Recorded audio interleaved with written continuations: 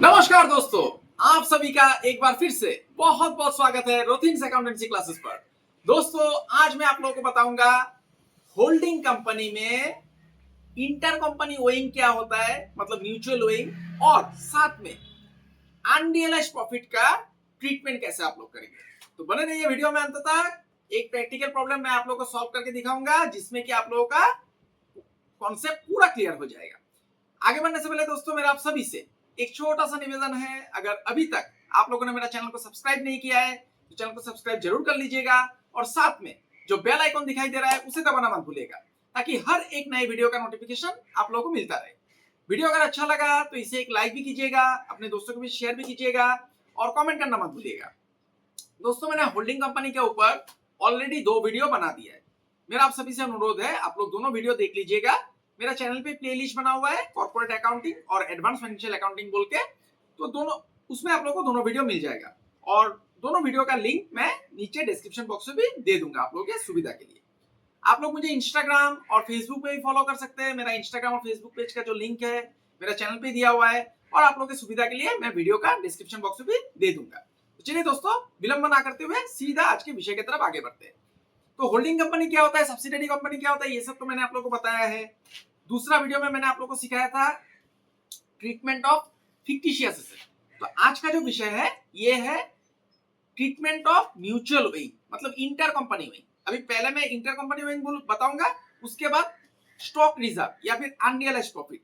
ठीक है ना, ये क्या होता है ये दोनों पहले बता देता हूं, उसके बाद ट्रीटमेंट एक क्वेश्चन मैं आप लोगों को करके दिखाऊंगा, जिससे कि आप लोगों का पूरा कॉन्सेप्ट क्लियर हो जाएगा। अभी देखिए, इंटर कंपनी ओइंग मतलब क्या होता है, होल्डिंग कंपनी और सब्सिडरी कंपनी मान लीजिए एक दूसरा को सामान सप्लाई करता है। ठीक है ना, सप्लाई करता है। ये एक उदाहरण के तौर पे बताता हूं। मान लीजिए ए एक कंपनी है, बी एक कंपनी है। ठीक है, ए होल्डिंग कंपनी है, बी सब्सिडरी कंपनी है। ए ने सामान बेचा उधार पे, बाकी पे, बी को। ठीक है ना, होल्डिंग होल्डिंग कंपनी ने सब्सिडरी कंपनी को सामान बेचा बाकी में। तो बी कंपनी ए के लिए क्या हो जाएगा, डेटोर, और ए बी के लिए क्या हो जाएगा, क्रेडिटोर। इसी को बोला जाता है म्यूचुअल ओइंग। एक शब्द है, दूसरा शब्द ऑटोमेटिक निकल के आएगा। ए के लिए हो जाएगा बिल रिसीवेबल, बिल मिलना है, बिल का पैसा, और बी के लिए हो जाएगा बिल पेएबल। ठीक है ना, ट्रेड रिसीवेबल, ट्रेड पेएबल। तो एक शब्द दिया रहेगा, दूसरा शब्द ऑटोमेटिक निकल के आएगा। और इसमें क्या होता है, एक कंपनी दूसरा कंपनी को सामान देता है या फिर उससे पैसा पाना है। ठीक है ना, तो इसको कहा जाता है इंटर कंपनी ओइंग या फिर म्यूचुअल ओइंग। इसका ट्रीटमेंट क्या करना है, अकाउंटिंग ट्रीटमेंट सिर्फ बैलेंस शीट में होगा। ठीक है ना, कुछ मतलब इधर उधर कोई छेड़खानी मत कीजिए।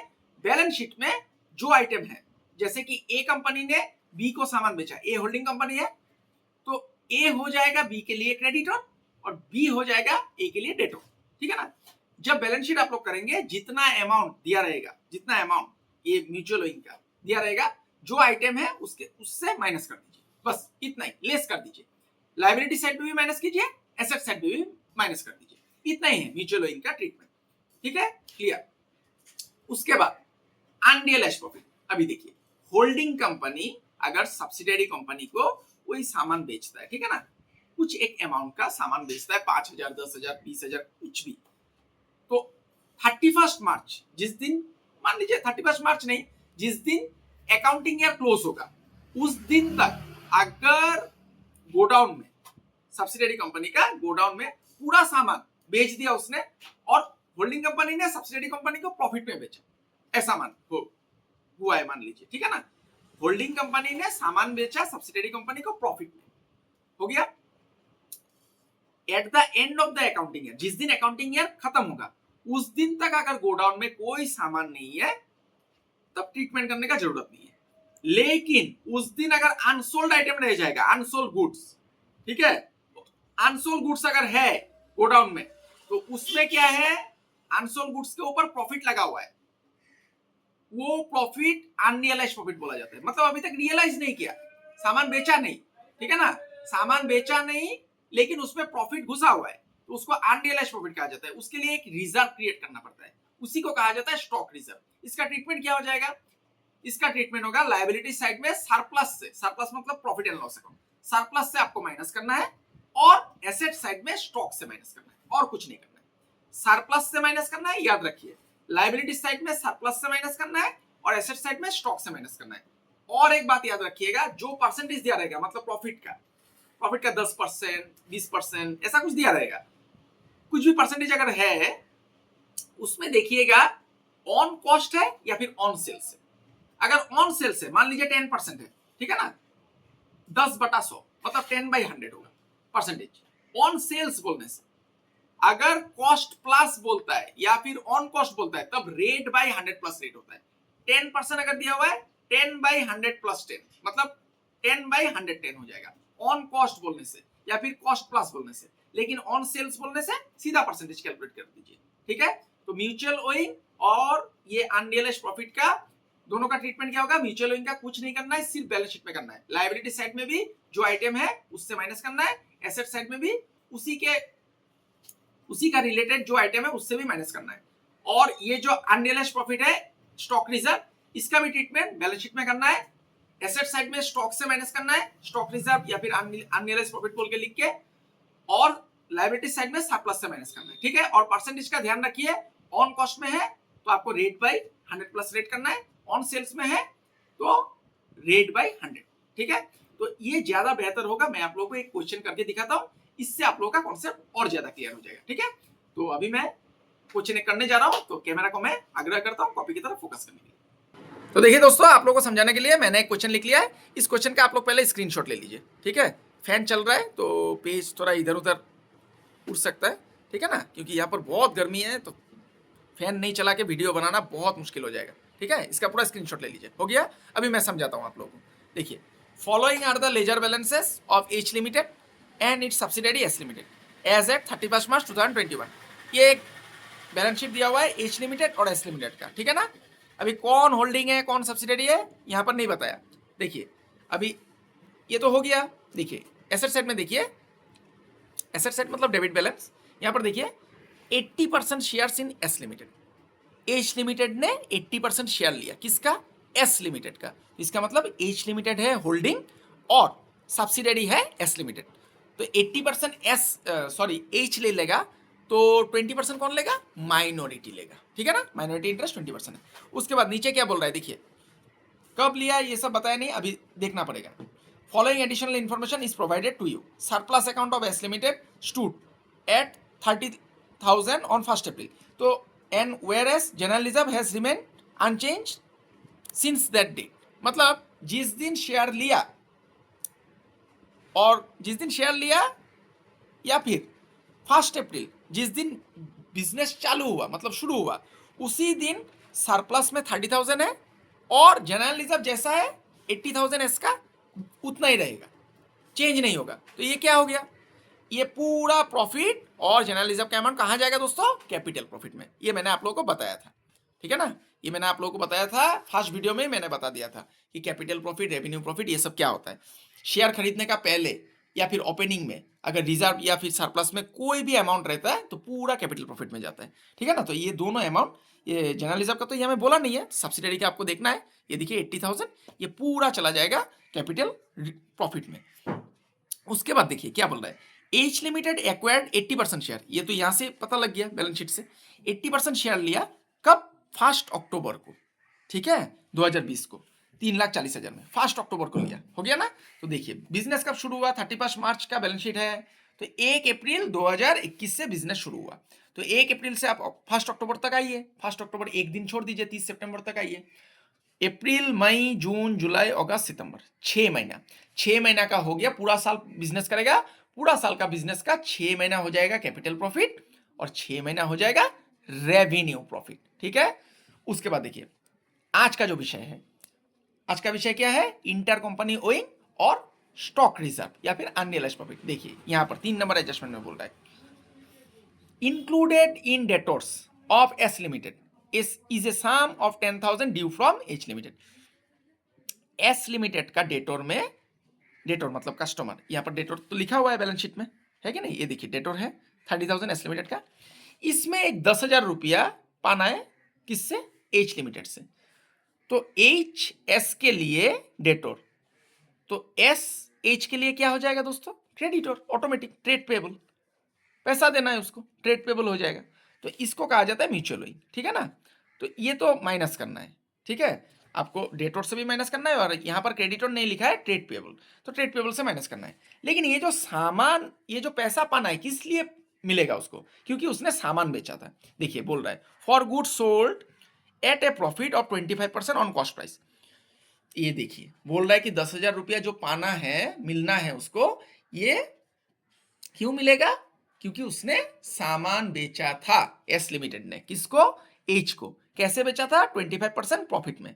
अगर अकाउंटिंग ईयर क्लोज होने तक पूरा सामान 10,000 का बेच दिया तो कोई आपत्ति नहीं है, लेकिन गोडाउन में अगर पड़ा रहेगा, कुछ भी थोड़ा पोर्शन भी पड़ा रहेगा, तो वो अनरियलाइज प्रॉफिट में चला जाएगा, क्योंकि यहां पर प्रॉफिट में बेचा गया है। देखिए आगे चल के क्वेश्चन में क्या बोल रहा है, till 31 March 2021 only 1/2 of the goods. देखिए 31 मार्च, जिस दिन किताब बंद हो रहा है, उस दिन तक सिर्फ आधा ही सामान बेच पाया।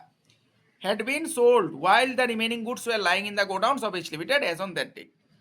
10,000 का सिर्फ आधा बेच पाया, तो 5,000 बेच पाया, और 5,000 अभी तक गोडाउन में पड़ा हुआ है। तो ये हो गया 5,000 के ऊपर अनरियलाइज प्रॉफिट, ठीक है ना। इसका ट्रीटमेंट क्या होगा, स्टॉक से माइनस करना है और आपको सरप्लस से माइनस करना है।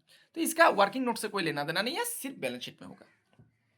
फिर क्या बोल रहा है, देखिए you are required to prepare consolidated balance sheet. तो बैलेंस शीट तो आप डायरेक्ट नहीं बना सकते, इसके लिए आपको पहले वर्किंग नोट करना पड़ेगा। तो यहां से शुरू कर देता हूं वर्किंग नोट, ठीक है ना। वर्किंग नोट्स ध्यान दीजिए, 4 वर्किंग नोट होगा।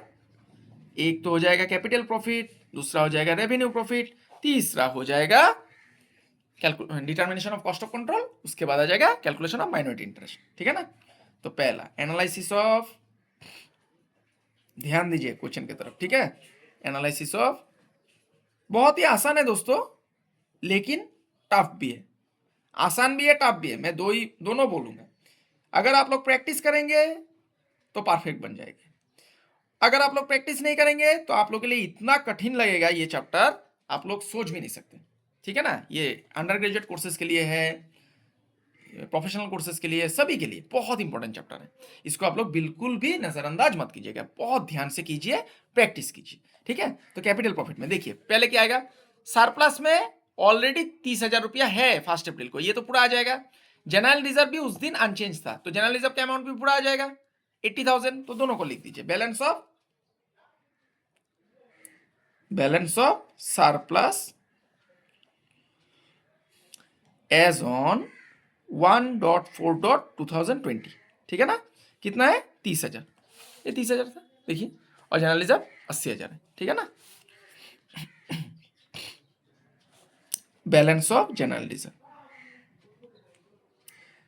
Balance of general reserve. दोस्तों आप लोग कमेंट जरूर कीजिएगा कमेंट बॉक्स पे, आप लोगों को समझ में आता है कि नहीं, ठीक है ना।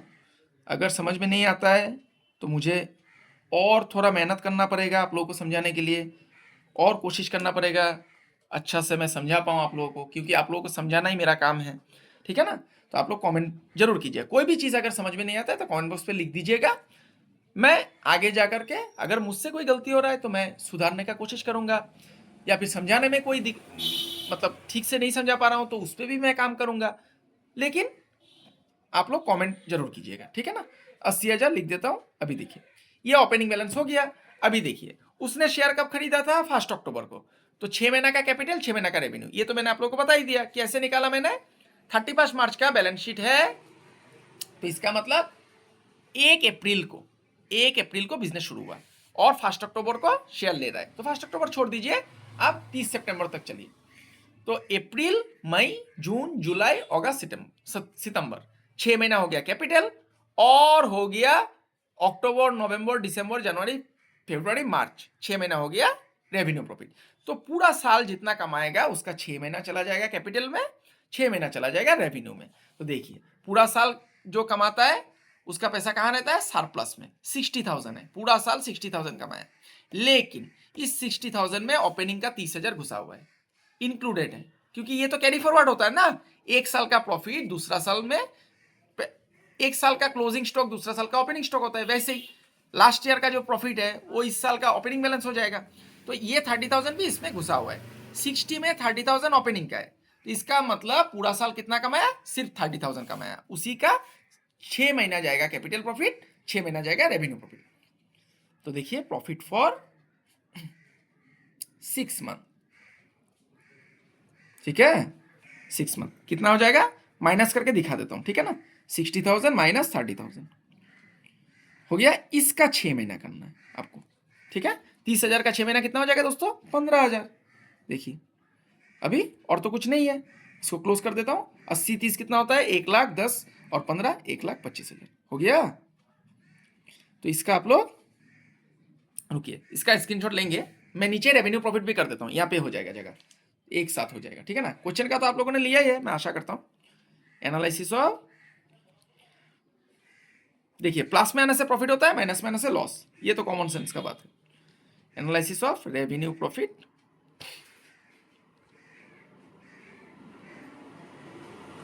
ऑब्लिक लॉस हो गया। तो देखिए पूरा पूरा साल का 6 महीना, पूरा साल का 6 महीना कैपिटल और 6 महीना रेवेन्यू, तो प्रॉफिट फॉर 6 मंथ हो गया ना, प्रॉफिट फॉर 6 मंथ्स हो गया।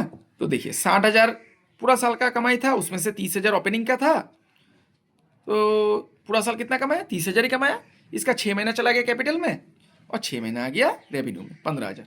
तो देखिए रेवेन्यू प्रॉफिट भी निकल गया। ये दोनों का आप लोग स्क्रीनशॉट ले लीजिए, क्योंकि मैं अभी पेज को पलटूंगा। हो गया, चलिए अभी दूसरा पेज में 3 नंबर वर्किंग नोट करना है। क्या करना है, 3 number working note, determination of cost of control. तो देखिए इसको ध्यान से, डिटर्मिनेशन ऑफ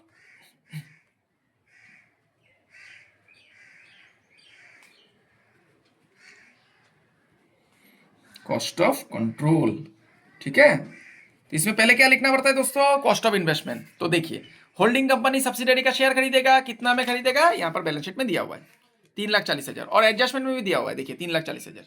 कितना शेयर लेगा, 80%। तो सब्सिडरी का शेयर कितना है, 2 लाख, 2 लाख का 80% लेगा, मतलब 1,60,000। तो 3,40,000 हो गया इन्वेस्टमेंट, 1,60,000 सॉरी 2 लाख का 80% 1,60,000 होगा। 3,40,000 हो गया इन्वेस्टमेंट और 1,60,000 हो गया पेड अप शेयर कैपिटल, ठीक है। तो इसको लिखना है कॉस्ट ऑफ इन्वेस्टमेंट, ठीक है। कॉस्ट ऑफ इन्वेस्टमेंट 3,40,000 लिख दीजिए, less paid up value of shares, ठीक है,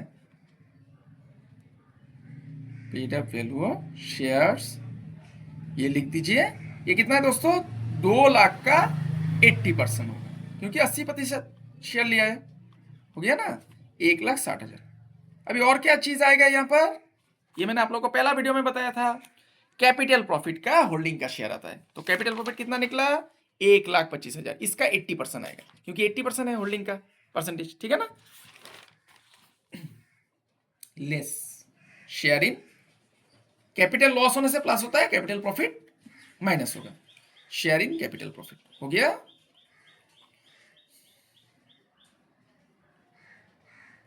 हो गया, तो 1,25,000 आ गया था कैपिटल प्रॉफिट, उसका 80% करना है, ठीक है ना।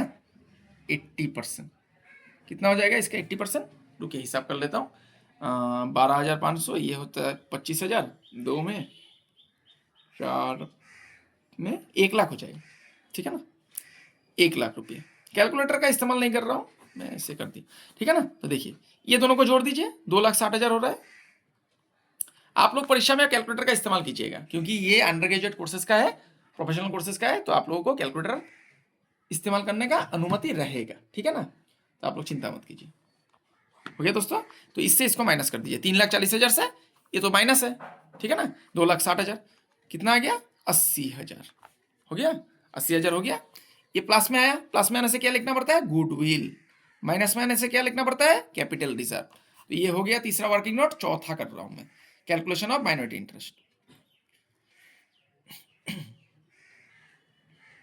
Calculation of minority interest. तो देखिए माइनॉरिटी को कितना मिलेगा, सिर्फ 20% मिलेगा, क्योंकि 80% तो होल्डिंग का है, 20% माइनॉरिटी का होगा। तो शेयर कैपिटल भी मिलेगा उसको, शेयर कैपिटल जो सब्सिडरी का है कि नहीं, 2 लाख का 20% मिलेगा, ठीक है ना, 2 लाख का 20%, ये हो गया 40,000, हो गया 40,000। उसके बाद कैपिटल प्रॉफिट का हिस्सा भी मिलेगा, जो कैपिटल प्रॉफिट निकला था ये 1,25,000, इसका हिस्सा भी मिलेगा और रेवेन्यू प्रॉफिट का हिस्सा भी मिलेगा 15,000 का 20%। ठीक है, तो चलिए लिखते हैं एड, प्रॉफिट होने से तो प्लस होता है, शेयर इन कैपिटल प्रॉफिट,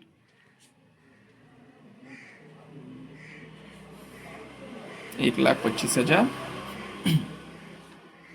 इसका 20% ले लीजिए, कितना हो जाएगा 25,000, और रेवेन्यू प्रॉफिट 15,000 था, उसका भी 20% आ जाएगा, शेयर इन रेवेन्यू प्रॉफिट हो गया, रेवेन्यू प्रॉफिट हो गया। रेवेन्यू प्रॉफिट कितना था दोस्तों 15,000, 15,000 का 20% कितना आ जाएगा 3,000 हो गया। तो ये भी वर्किंग नोट हो गया, 40 और 25 कितना होता है 65 और 3 68,000, ये हो गया माइनॉरिटी इंटरेस्ट। तो अभी मैं फिर से पेज को पलटूंगा, आप लोग इसका स्क्रीनशॉट ले लीजिए, हो गया। अभी मैं बैलेंस शीट बनाऊंगा, तो बैलेंस शीट मैं इस पेज में बनाऊंगा, ठीक है ना, पूरा पेज को मैं ले लूंगा तब सुविधा होगा। Balance sheet of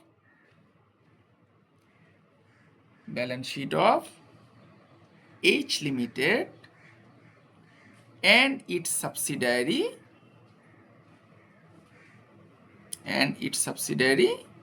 S Limited। Date क्या था दोस्तों 31 मार्च, एक बार देख लेता हूं ना क्वेश्चन में, मैं भी भूल जाता हूं क्योंकि मुझे तो क्वेश्चन लिखना पड़ता है। 31 मार्च 2021 है, ठीक है। एज ऑन, अभी लगभग क्वेश्चन बैलेंस शीट बनाने से खत्म, 31 मार्च 2021, ठीक है। तो मैं स्केल से लाइन खींच लेता हूं, आप लोग परीक्षा में पेंसिल से लाइन खींचिएगा, ठीक है, कलम से लाइन मत खींचिए, इससे आप लोगों का इंप्रेशन खराब पड़ेगा कॉपी पर, और एग्जामिनर आप लोगों का मार्क्स काट देगा। मार्क्स कहीं पर भी काटने का चांसेस ही मत दीजिए, बिल्कुल चांस मत दीजिए। इतना तक लेता हूं पहले, उसके बाद बंद करूंगा, ठीक है ना। अभी देखिए ऊपर में क्या लिखना पड़ता है, ये तो कंपनी का फॉर्मेट में होता है, पार्टिकुलर्स। आज मैं उतना फॉर्मेट फॉलो नहीं करूंगा, मैंने दूसरा वीडियो में आप लोगों को सिखाया था फॉर्मेट, तो आप लोग फॉर्मेट के मुताबिक कीजिएगा। मैं फॉर्मेट का मुताबिक ही कर रहा हूं, लेकिन सब हेडिंग नहीं लिखूंगा, ठीक है ना, इससे वीडियो बहुत लंबा बन जाएगा। तो पहले ऊपर में क्या आता है, लायबिलिटीज।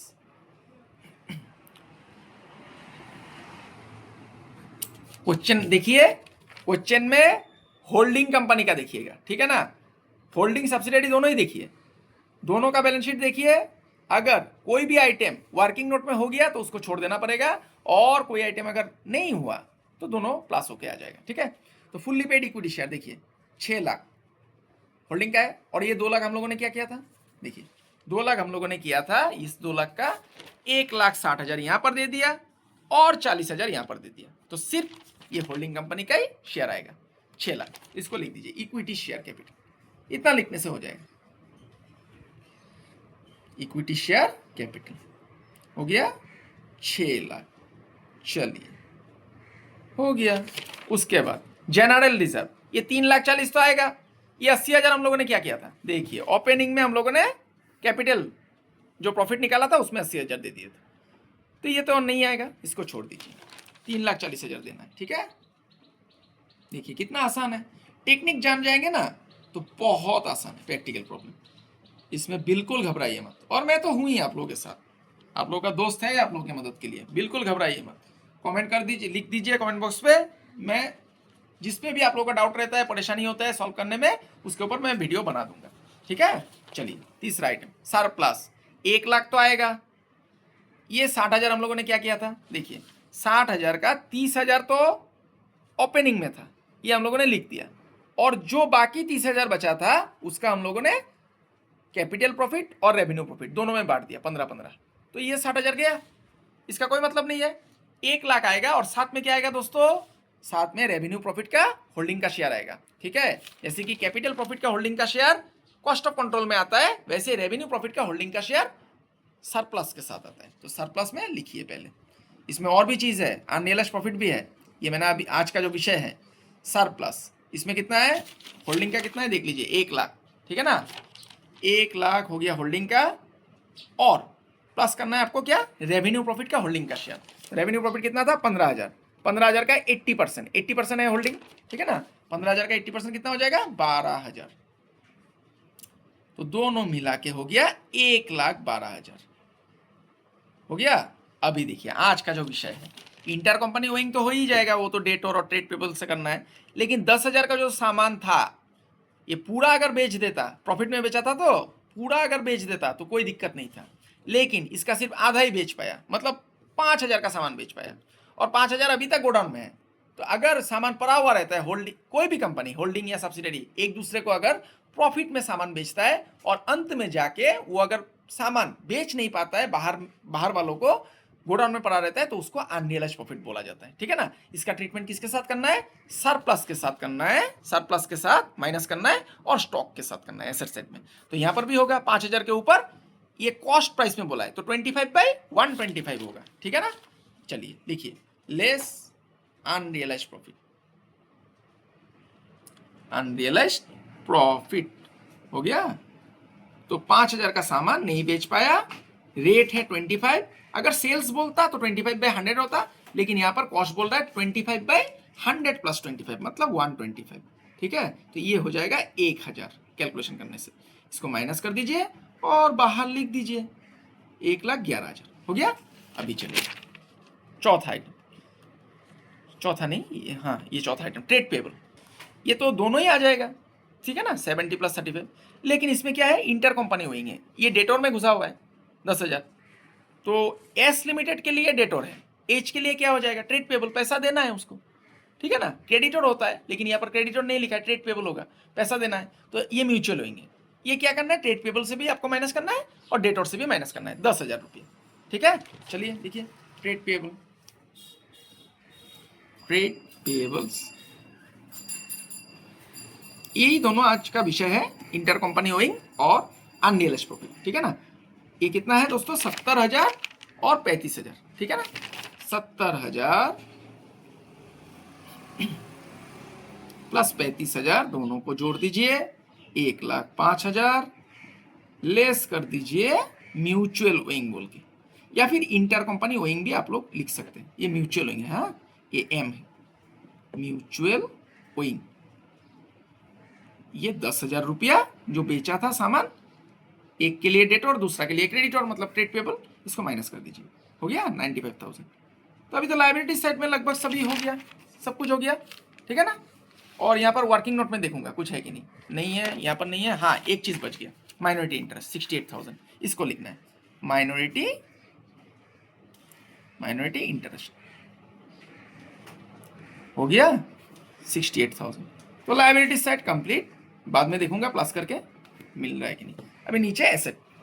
ठीक है ना। एसेट्स, एसेट में क्या क्या है पहले लिख दीजिए। ये जो गुडविल आया, ये गुडविल आया ना, गुडविल इंटेंजिबल फिक्स्ड एसेट है, गुडविल पहले लिख दीजिए, बाद में हम लोग भूल जाएंगे। गुडविल 80,000 आया, इसको लिख दीजिए।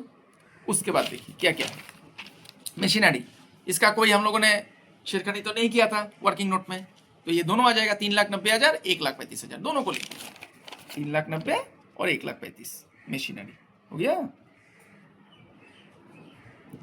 3,90,000 + 1,35,000 दोनों को जोड़ने से कितना हो जाएगा, 5,25,000। 3 और 1, हाँ 4 लाख, 5,25,000। चलिए आज अमाउंट सब ऐसा है कि कैलकुलेटर का जरूरत नहीं पड़ रहा है, मैं मुंह में कैलकुलेशन कर रहा हूँ। आप लोग रिस्क मत लीजिएगा, आप लोग कैलकुलेटर का इस्तेमाल कीजिएगा। फर्नीचर देखिए दोनों ही आ जाएगा, कहीं पर हम लोगों ने इसका वर्किंग नोट में इसका उल्लेख नहीं किया था, लिखा नहीं था। 80,000 40,000 दोनों को जोड़ दीजिए। फर्नीचर 80,000 + 40,000 हो गया 1,20,000। ठीक है ना। मैं लाइन को और लंबा खींच देता हूँ, ठीक है, हाथ से खींच देता हूँ, स्केल का इस्तेमाल कर देता हूँ, तब सीधा आ जाएगा। हो गया। चलिए उसके बाद देखिए, ये 80% शेयर 3,40,000 ये हम लोगों ने ऑलरेडी लिख दिया है। कहाँ पर, ये देखिए कॉस्ट ऑफ इन्वेस्टमेंट। ठीक है ना, कॉस्ट ऑफ इन्वेस्टमेंट में हम लोगों ने लिख दिया है, तो इसका कुछ नहीं होगा, ये स्किप करना पड़ेगा, ये हम लोगों ने ऑलरेडी लिख दिया। उसके बाद देखिए स्टॉक है, तो स्टॉक का भी कहीं पर हम लोगों ने जिक्र नहीं किया है वर्किंग नोट पे, तो स्टॉक दोनों आ जाएगा। लेकिन एक चीज जो ये है अनरियलाइज्ड प्रॉफिट, ये सरप्लस से हम लोगों ने माइनस किया था, अनरियलाइज्ड प्रॉफिट स्टॉक से भी माइनस करना पड़ेगा। ठीक है ना। तो पहले स्टॉक को लिख दीजिए, 1,80,000 + 1,20,000 स्टॉक, 1,80,000 + 1,20,000 हो गया। ये कितना हो गया 3 लाख लेस अनरियलाइज्ड प्रॉफिट, ये लिखना है अनरियलाइज्ड प्रॉफिट। कितना है दोस्तों अनरियलाइज्ड प्रॉफिट 1000, यहां पर निकाला था हम लोगों ने, 1000 माइनस कर दीजिए, ये कितना हो जाएगा 2,99,000, 2,99,000 हो गया। उसके बाद देखिए, उसके बाद डेटोर है, डेटोर तो आएगा 50 और 30, लेकिन साथ में क्या आएगा म्यूचुअल ओइंग माइनस करना है, जैसे कि ट्रेड पेबल में किया था। ये 10,000 का सामान बेचा था ना, ये 10,000 का सामान बेचा था, तो 10,000 आपको माइनस करना है। डेटोर पहले लिख दीजिए 50 + 30 80 लेस म्यूचुअल ओइंग, जैसे यहां पर लिखा था